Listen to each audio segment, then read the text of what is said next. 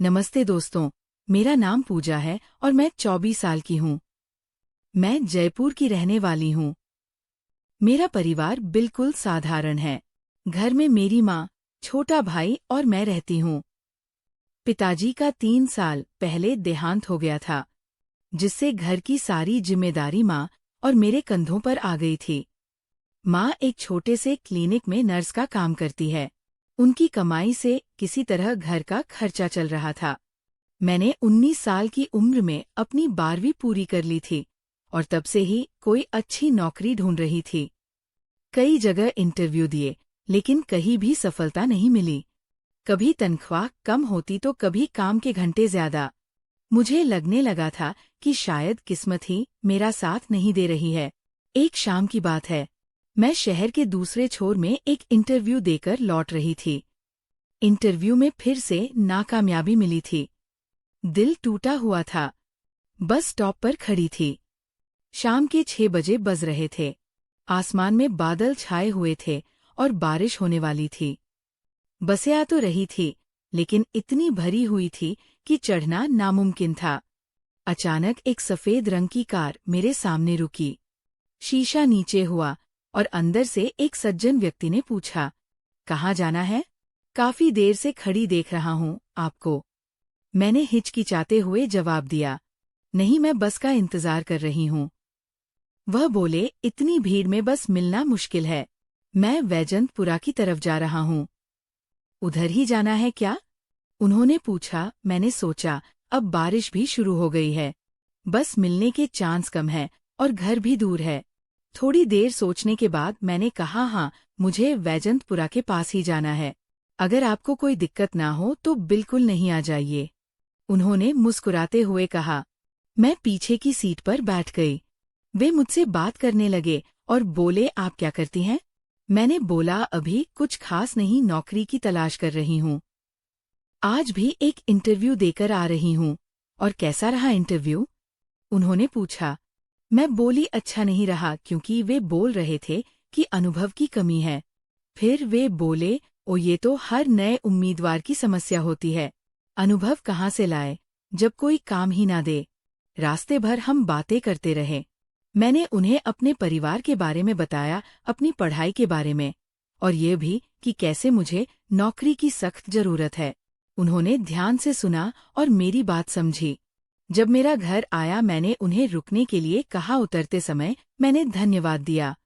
वे कुछ देर रुके और फिर अपनी जेब से एक कार्ड निकाला। "ये मेरा बिजनेस कार्ड है। मैं राज शर्मा, एक IT कंपनी का मालिक हूँ। अगर आपको इंटरेस्ट हो तो कल सुबह मिलिए मेरे ऑफिस में। हमें एक फ्रंट डेस्क असिस्टेंट की जरूरत है। शायद हम आपकी मदद कर सके।" उन्होंने मुस्कुराते हुए कहा। मैंने कार्ड लिया, एक बार फिर धन्यवाद दिया और अंदर चली गई। घर में माँ चिंतित थी कि मैं इतनी देर से क्यों आई। मैंने उन्हें सारा किस्सा सुनाया और वो कार्ड दिखाया। माँ थोड़ी चिंतित हुई। "अजनबी पर भरोसा करना ठीक नहीं होता बेटा," वे बोली। रात को मैंने वो कार्ड फिर से देखा। Raj Sharma, CEO, innovative tech solutions, एक बड़ी कंपनी लग रही थी। मैंने इंटरनेट पर सर्च किया तो पता चला कि ये वाकई में एक अच्छी कंपनी है।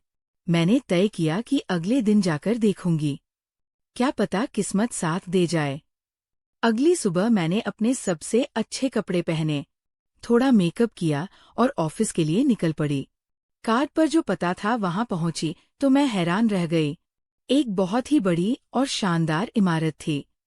मैंने रिसेप्शन पर जाकर राज सर से मिलने की बात कही और अपना नाम बताया। रिसेप्शनिस्ट ने मुझे 5वीं मंजिल पर जाने को कहा। मैं लिफ्ट से ऊपर गई और उनके केबिन के बाहर पहुंची। दिल धड़क रहा था। धीरे से दरवाजे पर दस्तक दी तो अंदर से आवाज आई, "कम इन।" मैं अंदर गई तो राज सर डेस्क पर कुछ फाइल्स देख रहे थे। मुझे देखकर वे मुस्कुराए। "अरे पूजा, आ गई आप। बैठिए बैठिए।" उन्होंने मुझे इशारा करके एक कुर्सी पर बैठने को कहा। मुझे थोड़ा अजीब लगा कि वे मेरा नाम याद रख पाए। फिर मैंने सोचा कि शायद रिसेप्शनिस्ट ने उन्हें बता दिया होगा। "तो पूजा, आपने अपनी पढ़ाई के बारे में बताया था। क्या आप कंप्यूटर पर काम कर सकती हैं? बेसिक MS ऑफिस आता है।" उन्होंने पूछा। मैं बोली, जी हाँ सर। फिर वे बोले, बहुत अच्छा। देखिए, मैं आपको डायरेक्ट नौकरी नहीं दे सकता, लेकिन 1 महीने का इंटर्नशिप ऑफर कर सकता हूँ। आप सीखेंगी और अगर आपका काम अच्छा रहा तो हम आपको पक्की नौकरी दे देंगे। शुरुआत में 8,000 रुपये महीना मिलेगा।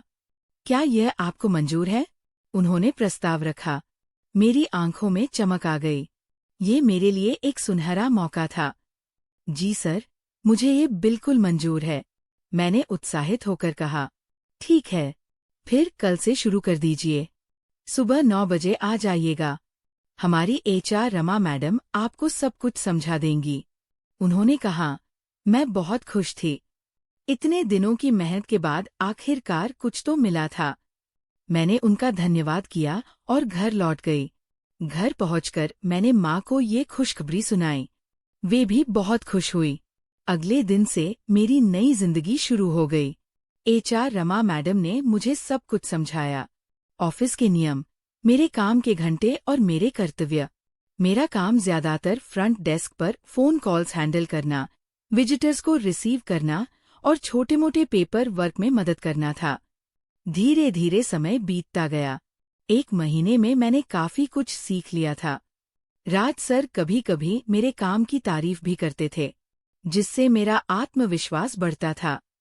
पहले महीने के बाद उन्होंने मुझे पक्की नौकरी दे दी और सैलरी भी बढ़ाकर 12,000 रुपये कर दी। ये मेरे लिए बहुत बड़ी बात थी। लेकिन 3 महीने बाद मुझे कुछ ऐसी बातें पता चली जिनसे मैं परेशान हो गई। ऑफिस की एक लड़की अंजलि ने मुझे बताया कि मेरे पद पर पहले भी कई लड़कियां आ चुकी है, लेकिन कोई भी ज्यादा दिन नहीं टिकती। वह बोली, राज सर की नजर हमेशा से ही नई और खूबसूरत लड़कियों पर रहती है। वे पहले तो बिल्कुल शरीफ बनते हैं, फिर धीरे धीरे अपना असली रंग दिखाते हैं। मुझे उसकी बात पर विश्वास नहीं हुआ। राज सर ने मेरे साथ हमेशा अच्छा व्यवहार किया था। कभी भी कोई ऐसी हरकत नहीं की थी जिससे मुझे अच्छा ना लगे। मैंने अंजलि की बातों को नजरअंदाज कर दिया और अपने काम में लगी रही। एक शनिवार को ऑफिस में छुट्टी थी, लेकिन राज सर ने मुझे फोन करके कहा कि कुछ जरूरी काम है, जल्दी से आ जाओ। मैंने सोचा जरूर कोई महत्वपूर्ण मीटिंग होगी। मैं तैयार हुई और ऑफिस के लिए निकल गई। उस दिन मौसम बहुत खराब था। आसमान में काले बादल छाए हुए थे और तेज हवाएं चल रही थी। मैं स्कूटी पर सवार होकर ऑफिस की ओर चल पड़ी। रास्ते में अचानक बारिश शुरू हो गई। मैंने एक दुकान के नीचे रुककर बारिश रुकने का इंतजार किया, लेकिन बारिश और तेज होती जा रही थी। मैंने सोचा कि ऑफिस ज्यादा दूर नहीं है, इसलिए बारिश में ही चल पड़ी। जब मैं ऑफिस पहुंची तो पूरी भीग चुकी थी। मेरे बाल कपड़े सब गीले थे। मैं लिफ्ट से सीधे राज सर केबिन में गई। राज सर अपने केबिन में थे। मुझे इस हालत में देखकर वे चिंतित हो गए। अरे पूजा, तुम तो पूरी भीग गई हो। ऐसे कैसे काम करोगी? तुम्हें बुखार हो जाएगा। मैं वहीं खड़ी थी। पानी टपकता हुआ। राज सर ने अपना कीबोर्ड साइड में रखा और अलमारी से एक तौलिया निकाला। ये लो, रेस्ट रूम में जाकर सर सुखा लो। मैंने तौलिया लिया और रेस्ट रूम में चली गई। मेरे कपड़े पूरी तरह भीगे हुए थे। मैंने अपने बाल सुखाए और थोड़ा ठीक किया, लेकिन कपड़े तो गीले ही थे। रेस्ट रूम से निकली तो देखा ऑफिस में सिर्फ राज सर और मैं ही थे। सर बोले, अंदर जो गेस्ट रूम है वहाँ गर्म हवा वाला पंखा है, अगर चाहो तो वहाँ जाकर कपड़े थोड़े सुखा सकती हो। मैं गेस्ट रूम में गई। वहाँ एक गर्म हवा वाला हीटर था। मैंने उसे चालू किया और अपने कपड़ों को फैलाया ताकि वो जल्दी सूख जाए। मैंने अपनी शर्ट उतारी और सिर्फ तौलिया ऊपर लपेट लिया। शर्ट को हीटर के सामने टांग दिया। मैं वहीं बैठी अपने कपड़ों के सूखने का इंतजार कर रही थी। अचानक दरवाजे पर दस्तक हुई। मैं घबरा गई। पूजा, मैं हूँ। एक इम्पॉर्टेंट फाइल अंदर रखी है, मुझे जरूरत है। राज सर की आवाज थी। मैंने तौलिया अच्छे से लपेटा और दरवाजा खोला। राज सर ने मुझे नीचे से ऊपर तक देखा। उनकी नजरों में कुछ अजीब सा था, जिससे मुझे असहज महसूस हुआ। मैं नजरें झुकाए खड़ी रही। वे अंदर आए और अलमारी से एक फाइल निकाली। जाते समय वे मेरे सूखते कपड़ों को देखते रहे। फिर बोले, कपड़े सूखने में समय लगेगा, हमें काम भी करना है। तौलिया लपेटकर ही आ जाओ केबिन में, यहाँ कोई नहीं है देखने वाला। मेरा दिल धड़कने लगा, पर मैं क्या करती? मीटिंग की तैयारी करनी थी। बड़ी हिचकिचाहट के साथ मैं तौलिया लपेटकर बाहर आई और उनके केबिन में गई। राज सर सोफे पर बैठे थे, लैपटॉप खोले हुए।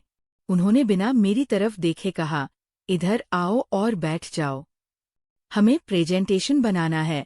मैं धीरे से उनके बगल में बैठी और लैपटॉप की स्क्रीन देखने लगी। मैं बार बार तौलिया को ठीक कर रही थी, कहीं वो खुल ना जाए। मेरा सारा ध्यान प्रेजेंटेशन की बजाय तौलिए पर था। फिर अचानक राज सर की टांग मेरी टांग से छू गई। शरीर में जैसे बिजली दौड़ गई, पर मैं हिली भी नहीं। मेरी चुप्पी को शायद उन्होंने अपनी जीत समझा, क्योंकि अगले ही पल वे और भी पास सरक आए।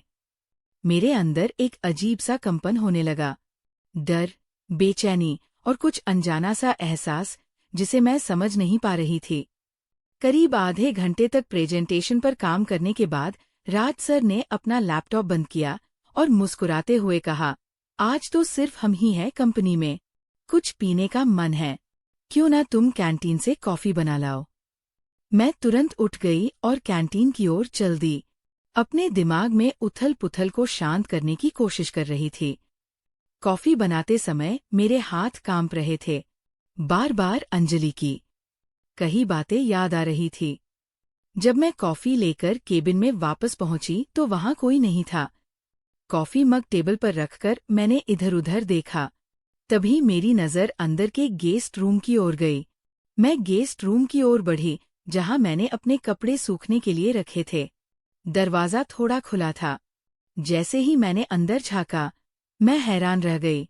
राज सर मेरे कपड़ों को हाथ में लिए खड़े थे और वह कुछ अजीब तरह से मेरे कपड़ों को सूंघ रहे थे। ऐसे सूंघ रहे थे जैसे वह उसमें खो गया हो। मेरे दिल की धड़कन तेज हो गई। मैं जल्दी से वापस सोफे पर बैठ गई और आवाज लगाई, सर कॉफी तैयार है। राज सर तुरंत बाहर आए। वे अपना फोन हाथ में लिए थे और कुछ टाइप कर रहे थे। अरे वाह, बिल्कुल सही समय पर आई है कॉफी, उन्होंने मेरे बगल में बैठते हुए कहा। मेरा दिल जोरों से धड़क रहा था, हाथों में पसीना आ गया था। मैंने कांपते हाथों से कॉफी का मग ही उन्हें पकड़ाया। हम दोनों चुपचाप कॉफी पीने लगे। अचानक राज सर बोले, पूजा तुम बहुत खूबसूरत हो। मैं कुछ बोल ना सकी, बस हल्के से मुस्कुरा दी। मेरा चेहरा शर्म से लाल हो गया था। राज सर ने अपना कॉफी मग टेबल पर रखा और धीरे से अपना हाथ मेरी टांग पर रख दिया। मैंने झटके से अपनी टांग पीछे खींच ली। क्या हुआ पूजा? डर गई? उन्होंने मुस्कुराते हुए पूछा। मैं चुप रही। मेरा दिमाग तेजी से सोच रहा था कि यहाँ से कैसे निकलूं। वे और पास सरक आए। मेरा दिल इतनी तेजी से धड़क रहा था कि मुझे लगा सीने से बाहर निकल जाएगा।